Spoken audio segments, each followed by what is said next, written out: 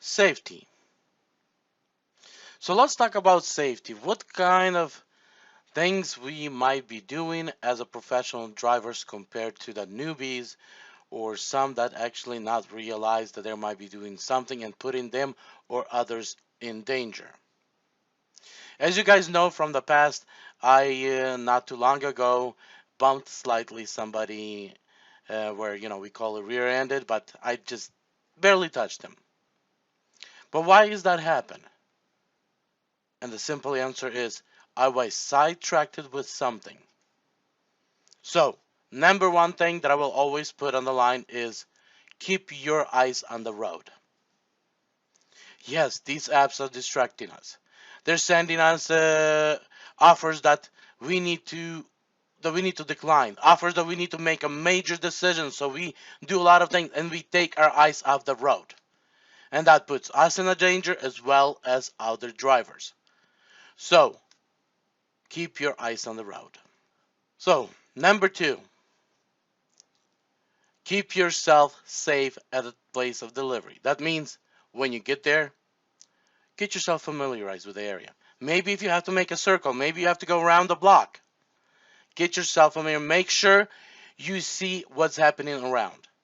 That nobody is not might be preparing themselves to stalk you or uh, kidnap you or the vehicle, or actually steal the food from you, or maybe even go further than that. So make sure you know your surroundings. As you get out the vehicle and you grab that food, make sure you see what's going around. There's nobody around the corner. If it's dark outside, make sure you have a flashlight. You keep constantly lit your surrounding as you get to the door. When you get to the door and you drop off the food, or you have to get the signature from the customer, rarely that happens, or the code, knock on the door, step away from the door.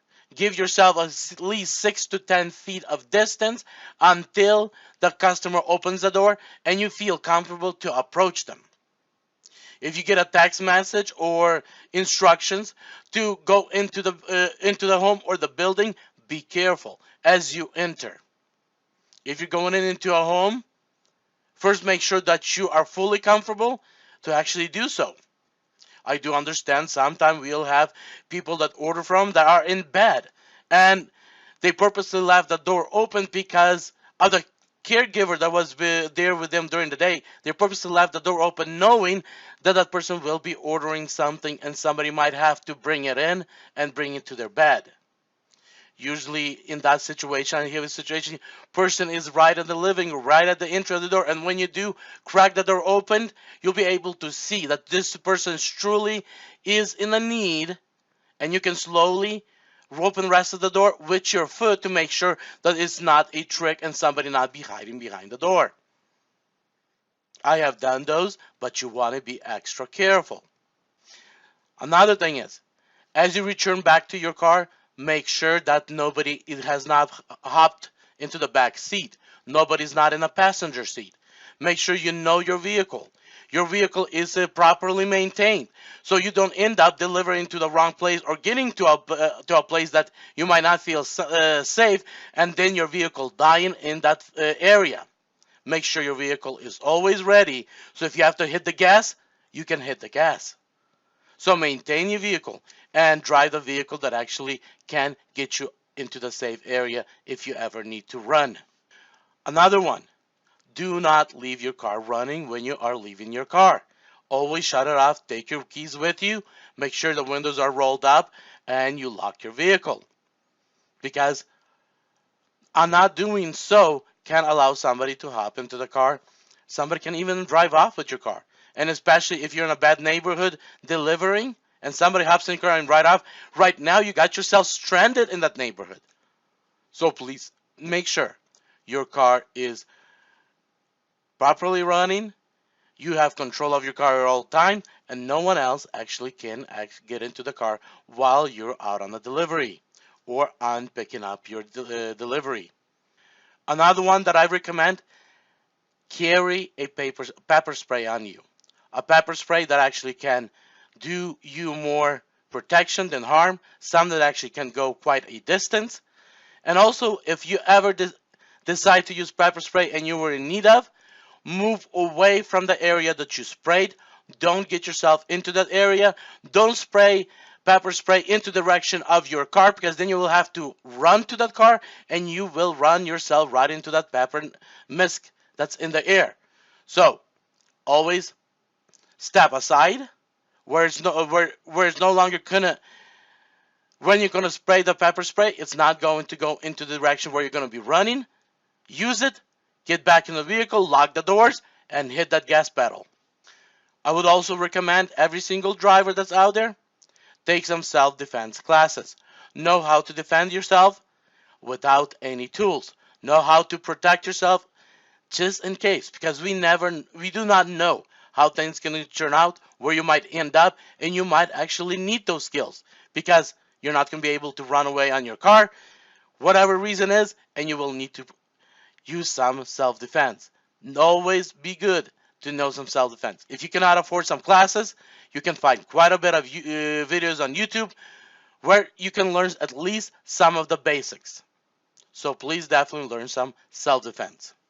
Another one that I would recommend, not to carry cash. Because as soon as somebody knows that you carry cash, or a lot of cash especially, you can run yourself into a danger of them following you and eventually trying to attack you because of hoping that you carry a couple $100 and they can take advantage of that.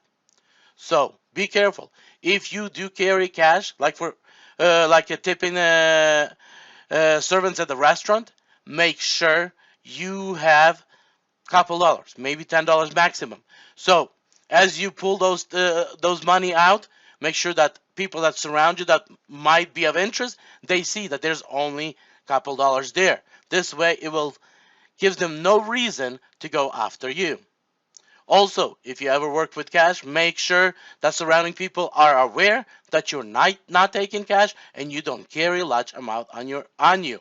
By getting yourself involved maybe into conversation with a server or something, while somebody else might be listening, just kind of, as you talk, kind of throw it out there with that conversation so they know you don't carry cash, or if you do, it's just only $2, $3, $4. Also, have a 911 on a speed dial, as well as have a friend or a spouse on a speed dial, and whenever you have to make the phone call, you all have to do is just push one button.